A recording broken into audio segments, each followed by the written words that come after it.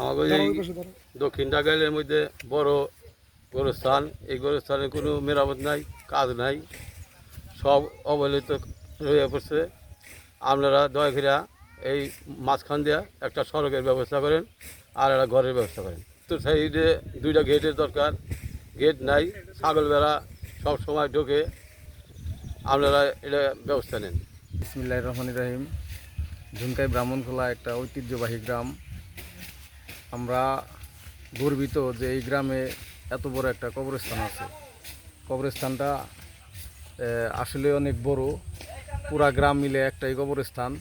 এই কবরস্থানের একটা সময় চতুর্দিকে ওয়াল ছিল না, ওয়ালটা মোটামুটি হয়েছে। এখন আমাদের এই যে একটা গেট দরকার, গেটটা নাই। তারপর ওই দিকের ওয়ালের কিছু কাজ বাকি আছে, ওই কাজটা আমাদের দরকার। আর মাঝখান দিয়ে আমাদের 4টা রাস্তা দরকার, একদম উত্তর থেকে দক্ষিণ এবং পূর্ব থেকে পশ্চিম। এই রাস্তাটা হইলে মোটামুটি ইটের সোলিং করে রাস্তাটা হইলে আমাদের জন্য, কবরস্থানের জন্য দেখতেও সুন্দর হয়। আর এই যে ময়লাগুলা হয়, এই ঘাসগুলা জন্মাইতেছে, এগুলা হয়তো তখন জন্মাবে না। তো আমি ঝুনকাই ব্রাহ্মণখোলার, আর এইখানে কেউ মারা গেলে কবর খোঁড়ার মতো যে জায়গাটা, এত বড় একটা কবরস্থান, অথচ কবর খোঁড়ার জায়গা থাকে না।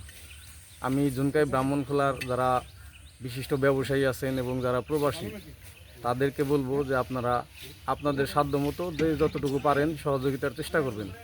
এবং যারা আর্থিক সহযোগিতা করা সম্ভব হয় না, আমাদের মতো যারা আছেন তারা সশরীরে আইসা এখানে আমাদের সাথে সহযোগিতা করবেন।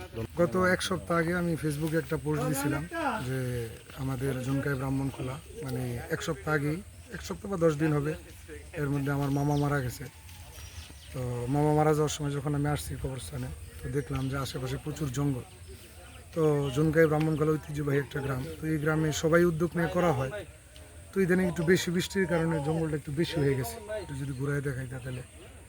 তো জঙ্গলটা একটু বেশি হয়ে গেছে, তো ভাবলাম যে একটা উদ্যোগ নিয়ে এটা পরিষ্কার করি। তো পোস্ট দেওয়ার পরে গতকালকে আবার 5 মসজিদের ইমাম সাহেবকে ফোন দেওয়া হয়েছে, তো যে হুজুর আপনি এটা জানাই দিবেন। তো আমাদের গ্রামবাসী খুবই আন্তরিক, অনেক ইয়াং জেনারেশন আসছে, যদিও এত বড় গ্রামের তুলনায় কম হয়ে যায়, তারপরেও খুব আলহামদুলিল্লাহ অনেকেই আসছে। হ্যাঁ, তো সবাই এসে যার যার মতো ছুরি, দাও, কাশি, বটি এরকম নিয়ে এসে পরিষ্কার করছে। মোটামুটি দেখাও একটু এই সাইডটা হিউজ পরিমাণ, ওইদিকে পুরোটা জঙ্গল ছিল, ওইদিকে পুরোটা সাফ করা হয়েছে, এইদিকে করা হয়েছে, আবার যেই সেটটা দেখাও এইদিকে করা হয়েছে।